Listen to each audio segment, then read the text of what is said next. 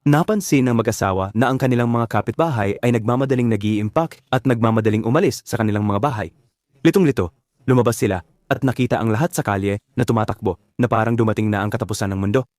Hindi pa rin alam ni Jason kung ano ang nangyayari, pero bilang pag-iingat, nagpasya siyang isama ang kanyang pamilya at lisanin ng bayan. Pero sa daan, may nakita silang kakaiba. Ang parehong mga kapitbahay na umalis ay bumabalik na ngayon. Lalong naging nakakabahala ang mga bagay. Naging balisa ang pamilya ni Jason at hindi nagtagal, naipit sila sa trapiko. Doon nila napagtanto na ang tanging daan palabas ng lungsod ay hinarangan ng militar.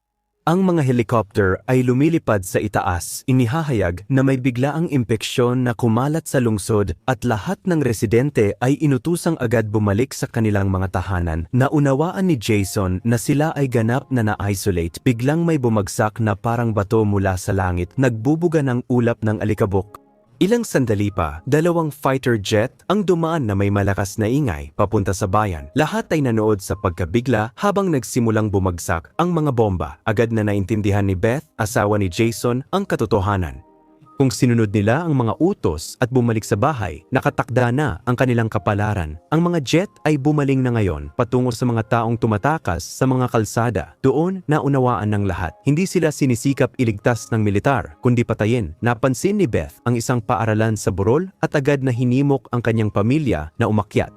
Sinimulan ng mga jet ang kanilang ikalawang pag-ikot ng pambobomba, pero sa kabutihang palad nakatakas sila sa mga alon ng pagsabog sa tamang oras. Pagod at hirap, narating nila ang paaralan at kumatok ng desperado sa pinto ng bunker. Habang papalapit ang malakas na ugong ng mga eroplano, sa wakas ay nagsara ang mabigat na pinto. Anong klaseng virus ang nag-udyok sa hukbo na gumawa ng ganitong matinding aksyon? Hindi maintindihan ng pamilya ni Jason, pero sa ngayon, nakahanap sila ng masisilungan. Sa loob ng bunker, may mga expired na dilatang pagkain, sapat para sa 3 tao sa loob ng mahabang panahon. Pero maputla ang mukha ni Beth habang isinasara ang pinto, nasugatan ang kanyang palad. Paano kung nahawaan na siya? Gayunpaman, hindi ito ang oras para isipin iyon. Mahigpit na ikinadena ni Jason ang pinto ng bunker gamit ang mga bakal na tanikala at nagpasya silang magtago doon ng ilang sandali. Ang buhay sa ilalim ng lupa, gayunpaman, ay hindi madali. Pare-pareho ang bawat araw. Panis na dilatang pagkain at maputik na tubig mula sa lumang balon sa ilalim ng lupa. Para palipasin ang oras, naglaro sila ng baraha at taguan. Naputol mula sa mundo, pakiramdam ng pamilya ay parabang sila ay nabubuhay sa katapusan ng panahon. Ang kanilang anak na babae ang unang nakaramdam ng pagkabagot. "Papa, gaano pa tayo katagal dito?" tanong niya. Walang totoong sagot si Jason. Ang tanging nasabi niya ay, kapag nawala na ang virus at muling sumigla ang buhay, saka lamang tayo lalabas. Hindi nila inakala na aabot sa 300 araw ang paghihintay na ito. Madalas, sumilip ang batang babae sa labas, gamit ang salamin na nakakabit sa bentilasyon. Ngunit sa tuwing titingin siya, ang nakikita lamang niya ay isang mundong sunog sa abo, walang buhay at malungkot. Dahan-dahan, nagsimula siyang maramdaman na baka sila na nga ang huling tao na buhay. Pinakalma siya ni Beth, bumulong na marahil ang kanyang mga kaibigan ay nagtatago rin sa kung saan tulad nila. Isang araw, binuksan ng batang babae ang isang lata at natuklasang walang laman ito na may maliit na butas sa likod. May kumuha ng pagkain. Sinuri ni Beth ang natitirang stock at natuklasan na 12 lata ang naubos. 2 linggong supply ang nawala. Labis na nalungkot, inisip niyang mga daga ang pumasok sa pamamagitan ng duct ng bentilasyon. Nang makita ang malungkot na mukha ng kanyang anak na babae, sinabi ni Jason, "Huwag kang mag-alala sa maliliit na bagay. Kung maubos ang pagkain, aakyat ako at maghahanap pa." Nang gabing iyon, habang naglalaro ang bata kasama ang kanyang ina, may narinig silang mahinang ingay mula sa likuran. Muling pumasok ang isang daga, sinusubukang magnakaw ng isa pang lata. Galit na galit, kinuha ni Jason ang isang kutsilyo, handang patayin ito. Ngunit ang nilalang ay hindi pangkaraniwang mabilis at dumiretso patungo sa butas. Nang malapit na itong makatakas, sumugod si Beth at nahuli ito. Ngunit bago pa sila makapagdiwang, isang matalim at nasusunog na amoy ang pumuno sa bunker. Ang daga ay nakatumba ng isang lampara ng langis. Mabilis na tumaas ang temperatura at bigla sumabog ang lampara, nagkalat ng kerosene sa lahat ng dako. Mabilis kumalat ang apoy. Pinunit ni Beth ang kortina para takpan ang apoy habang si Jason ay nagigib ng tubig mula sa gripo na bato para apulahin ang apoy. Matapos ang desperadong pakikipaglaban, sa wakas ay napapatay nila ito. Nang lumingon sila para hanapin ang kanilang anak na babae, siya ay nagtatago sa ilalim ng kama, nakatitig sa salamin. Ang usok ay umaagos palabas sa pamamagitan ng bentilasyon, nagbabanta na ibunyag ang kanilang lokasyon. Bumulong si Jason na baka maitago ng dilim ng gabi ang usok na natili silang tatlo nagising sa takot. Sa kabutihang palad, walang nangyari noong gabing iyon. Kinaumagahan, sinuri ni Jason ang salamin at nakita itong natakpan ng uling. Nakalabas ang usok, ngunit ngayon ay may makapal na patong ng abo sa paligid ng dock na maaaring makatulong sa pagtatago sa kanila. Gayunpaman, nagpasya silang linisin ito. Tinanggal ni na Jason at Beth ang kadena sa pinto, maingat na nakinig para sa panganib at sa wakas ay lumabas, iniwan ang kanilang anak na babae sa loob.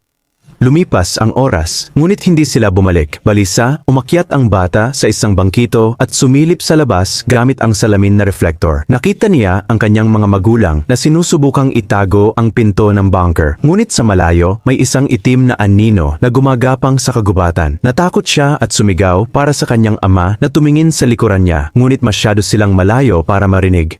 Nataranta siya at nagmamadaling lumabas, ngunit pagdating doon, wala na ang kanyang mga magulang. Nanginginig, tinawag niya sila. Bigla, may dalawang kamay na humawak sa kanya. Sina Jason at Beth yun. Nagmamadali silang bumalik sa bunker. Siniguro ni Jason ang pinto gamit ang mga kahoy na tabla at muling ikinadena ito ng mahigpit. Pagkatapos, nagbigay siya ng sinyas para manahimik, dinikit ang kanyang tainga sa lupa. Sa itaas, maririnig ang mga yabag. Mabigat, sinadya, naghahanap, may alam na may tao sa ibaba. Ang maliit na batang babae ay napahagulgol. Sinubukan ni Beth na pakalmahin siya, pabulong na sinasabi na ang anumang ingay ay magdudulot ng katapusan.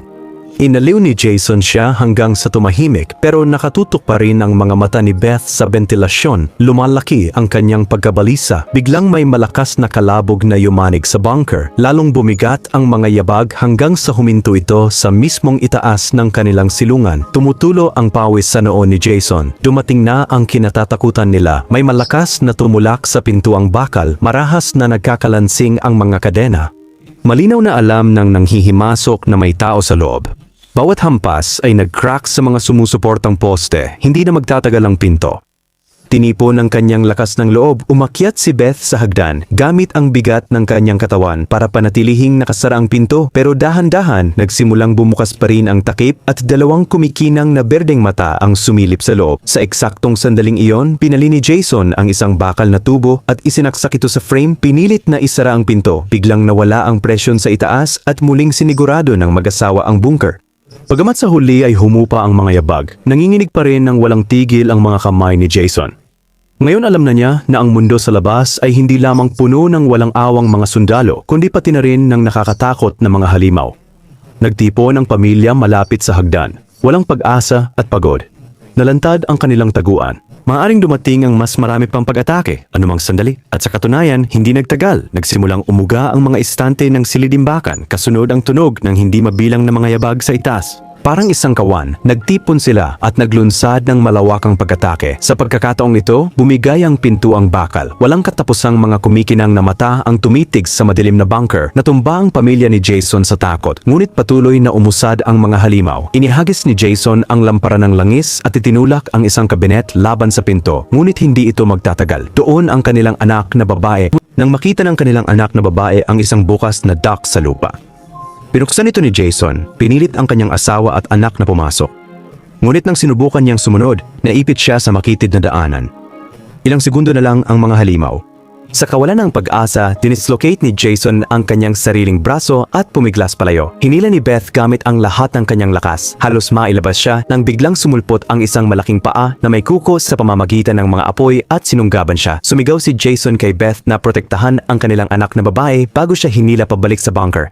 Tumakbo sina Beth at ang kanyang anak na babae sa mga lagusan, naririnig ang pakikibaka ni Jason na umaalingaw-ngaw sa likuran nila. Alam niyang binibigyan sila ng oras ni Jason kapalit ng kanyang buhay. Sila'y sumugod palabas, ngunit natagpuan ang kanilang daan na hinarangan ng isang napakalaking pader. Isang spotlight mula sa helicopter ang tumama sa kanila na nagkulong sa kanila sa liwanag nito. Isang higanting lambat ang bumagsak mula sa itaas na sumilo sa kanilang dalawa.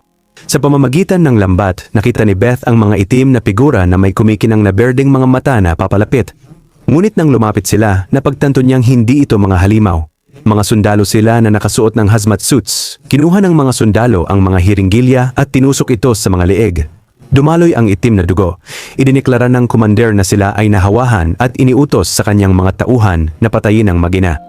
Nang unang kumalat ang virus, marami sa mga taga-baryo ang nalantad na. Ito ay nasa hangin, lubhang nakakahawa at hindi nakikita. Ang tanging paraan ng hukbo para makontrol ito ay walang awang paglipol. Pinanood ni Beth na may takot habang itinaas ng mga sundalo ang kanilang mga sandata patungo sa kanyang anak na babae. Kinain siya ng galit at nagsimulang gumapang ang itim na mga ugat sa kanyang mukha. Ngunit bago siya makakilos, sumabog ang dugo mula sa leeg ng isang sundalo, si Jason niyon. Pumalik siya mula sa kamatayan. Ang kanyang mga mata ay kumikinang na pula. Ang kanyang lakas ay dumoble. Nagbago siya matapos maimpeksyon. Kahit na lumaban siya ng matindi, hindi niya kayang tiisin ang ulan ng mga bala ng matagal. Bumagsak siya hingal sa lupa. Ngunit ang kanyang sakripisyo ay hindi nasayang.